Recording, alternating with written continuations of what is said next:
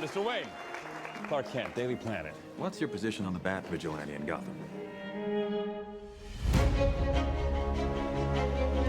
Civil liberties are being trampled on in your city. People living in fear. He thinks he's above the law. The Daily Planet criticizing those who think they're above the law is a little hypocritical. Greetings and welcome to the Modern Alchemist channel. I'm Aubrey Forrest, the Modern Alchemist, and this is Honest Reviews. So last night I went and saw an early showing of Batman vs. Superman.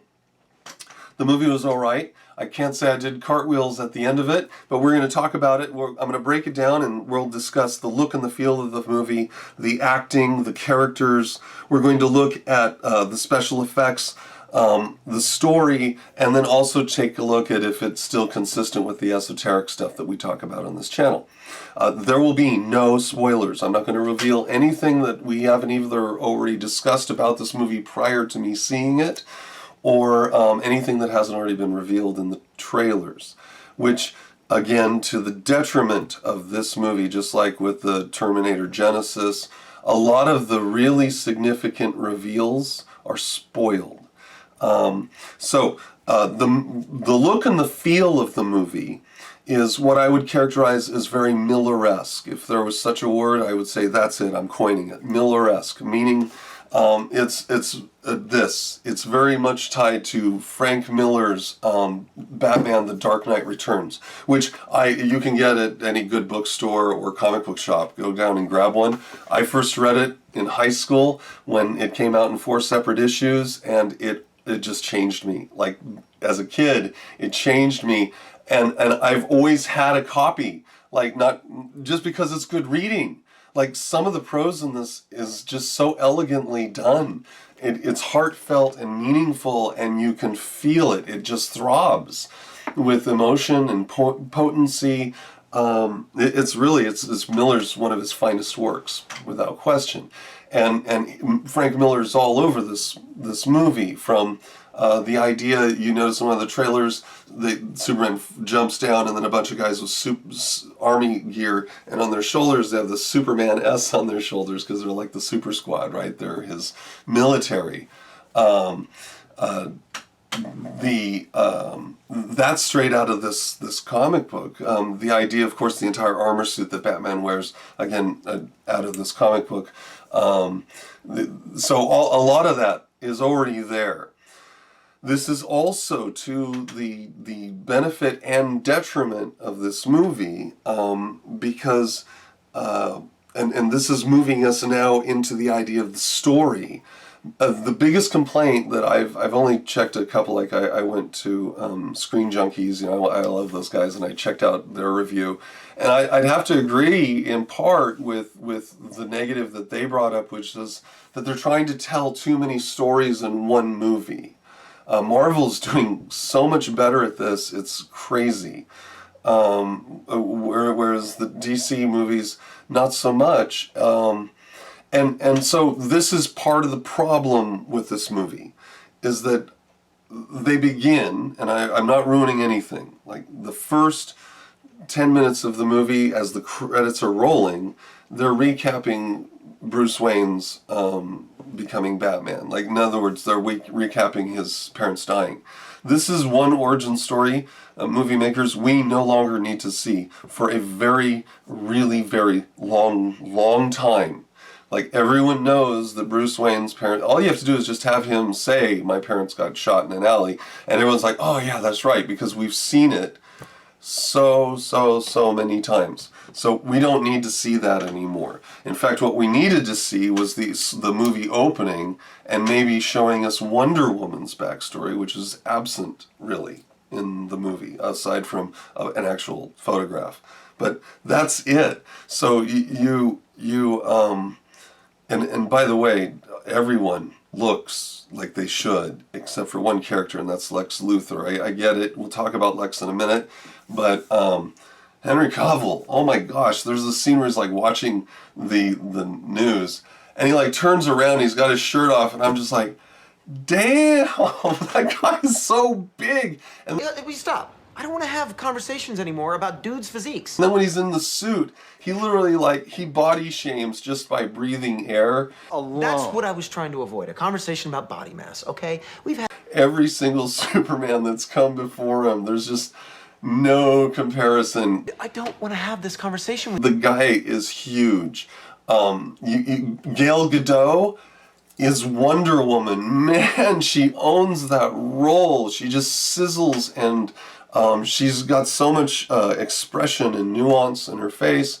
And Ben Affleck is Batman. He is the Batman that a lot of us have been waiting for. And I can't believe I'm saying this about Ben Affleck, but dude, wow. He owns it. He literally is the reason to watch this movie, because when he is on screen, he does a really great job of just being Batman. I'm not spoiling a thing. I'm just saying when he's there, and he put on some mask. I don't want to have this conversation with too. I mean, he looks convincing. He looks like a Batman who's been at it for 20 years, which is his story. We're coming into this with him well seasoned, and you know, in one of the trailers you see Robin's outfit there with Joker, ha ha ha, you know, joke's on you, which is a reference to the murder of Jason, and that's old canon. We've seen that on the Cartoon Network and stuff. So all of them do a fantastic job. Amy Adams is a great job as a Lois Lane, and she finally answered a question for me through the course of her interaction with Lex Luthor, and I can't believe I didn't quite catch it earlier. If you remember in Esoteric Smackdown, I said I wasn't sure if Nephthys had been represented. I didn't see her because I was thinking maybe they'd cast her as a super person.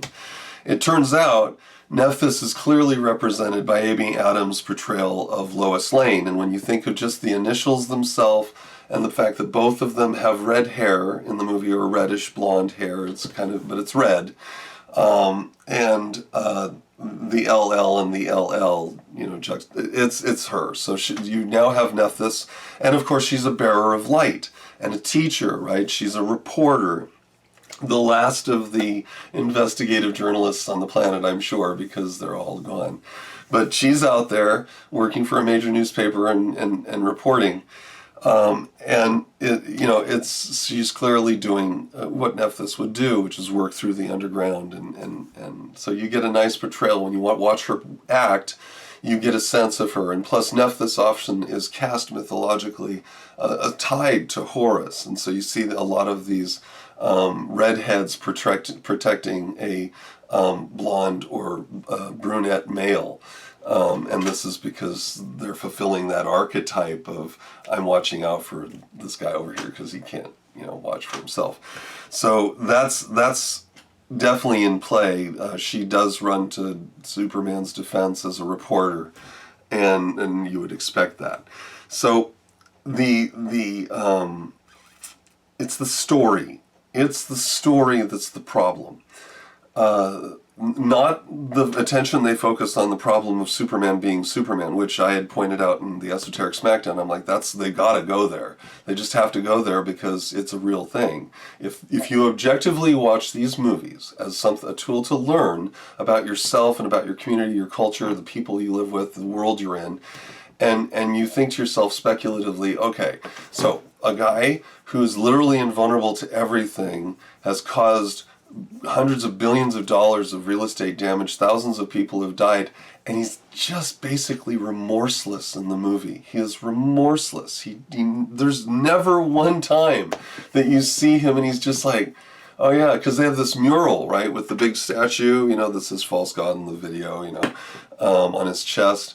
And it's this memorial to him, and then there's all these people, memorial to all the people, like a Vietnam Wall vet memorial of apparently people who perished during that attack. And you just don't see him ever grieving, and that's because the Pillar of Mercy doesn't understand compassion. Get it? We were talking about that, and they do all the esoteric stuff in this movie just right. All of it. I was very, very happy. Even the horrible acting by Jesse Eisenberg. I don't know why he decided to do what he did with Lex Luthor, but he did it, and it's just horrible. especially if you like watch the animated stuff or read the comic books, and so you're like Lex Luthor. One, he's not this skinny little nothing guy. He's formidable. He's like Batman in many ways because he's formidable in so many arenas, and he decides to apply his attention towards Superman exclusively, which is what Eisner does in this. There's definitely a component I'd love if you want. In fact, I'll put a couple spoiler topics. No, I won't. I'm not going to talk any spoilers. So he does a lot of weird stuff, and I showed you the clip of him at the beginning, and that's pretty much it through the movie. Like, he does this sort of swarmy kind of thing, and so that was the one real drag, right? I would have liked a Lex who would use cat's paws, more often, like he does a couple times, but really, like, layers of detachment, so it's believable, because you're so smart and rich, and you wouldn't leave a trail to yourself ever, right? And that's what you expect out of a super-duper villain who's going to take on Superman. Anyway, everything that I had mentioned in Esoteric Smackdown relative to his motivation, what he would do, is entirely consistent in this movie. So in that sense, then, it's all good. I just didn't like it. It's sort of like the portrayal of Moriarty in the new Sherlock. I'm not a big fan of the guy who plays Moriarty in the new Sherlock. I'm just not. I like my Moriartys to be a bit more menacing and a little less psychotic. They can be completely shitballs crazy, but it's way more scary if someone's a complete lunatic and they're nice to you at the same time and never lose their stuff, right? That's your Hannibal Lecter crazy is the kind that should keep you up at night. So anyway, this movie, I give it 2.5 stars out of 5. Could have been more. It had so much potential, but they kept referencing too many story points, and so those of us who are familiar with the canon will find a degree of frustration, because literally it's like, oh, that one scene, yeah, let's do that one, and then, oh wait, there's this other scene, we'll do that one too, and they kind of stitch it all together with a series of plausible, this is how it would happen, but it wasn't necessary. They didn't have to reference all the good stuff in one movie.